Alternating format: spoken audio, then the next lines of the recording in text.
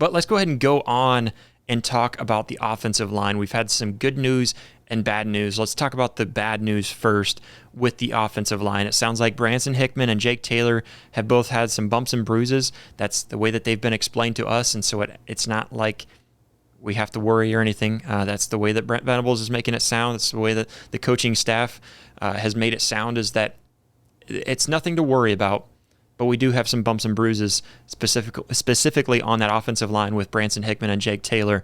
And so we've seen them sitting out in the scrimmage. And so, from what we know, nothing serious with those two guys, which is really good news.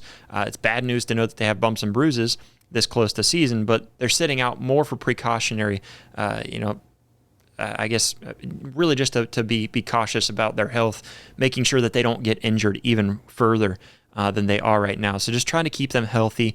So that's at least a good side of those injuries. But so far, I mean, with them sitting out in the scrimmage, it means that we've had some other guys step up and show that they're also capable, and showing the depth that we have over there on the offensive line, which is amazing news. We love to hear that.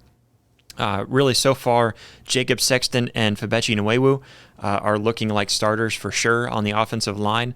The other spots kind of seem like they're open up for grabs because we've seen a lot of different guys rotate in and out of those spots. But right now, I mean, Sexton and Nwewu are leading the way on that offensive line. They've been in there the most snaps. They really haven't substituted out much at all, specifically in that scrimmage.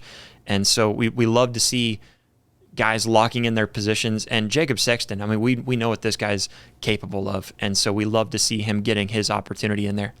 And overall, I mean, just knowing that we have other candidates that are battling it out on the offensive line are really good, because with Branson Hickman banged up, we saw Josh Bates and then also Josh Iasosa both stepping in at center, and they both did a fine job. It's pretty clear that I think Branson Hickman is going to be the starting center if he's completely healthy.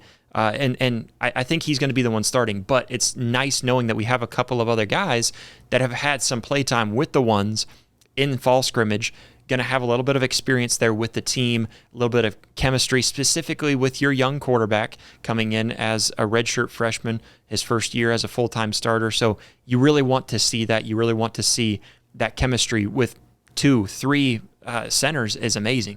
But even just two centers, if you can have two centers that you know for sure, you're sitting pretty well if you've got two centers to check up on and to be able to rely on. So a little bit of good news on the offensive line. A little bit of bad news on the offensive line, knowing that we've got some guys with some bumps and bruises.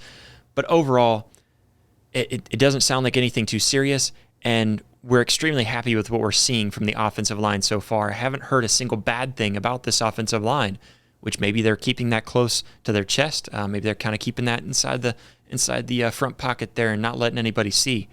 But I have full confidence in Coach Bedenbaugh and what he's able to do. I think this offensive line is going to be just fine, even though so many people have concerns about Oklahoma's offensive line. Hey Sooner fans, did you enjoy this video? Well, go ahead and hit that like button and go ahead and hit that subscribe button. What are you doing if you've made it this far and haven't already? You should be able to find that subscribe button over here. And then if you want to see full episodes, we've got those up here and clips right down here. So go check that out. But we thank you all so much for all the love, all the support. We'll catch you next time. Boomer.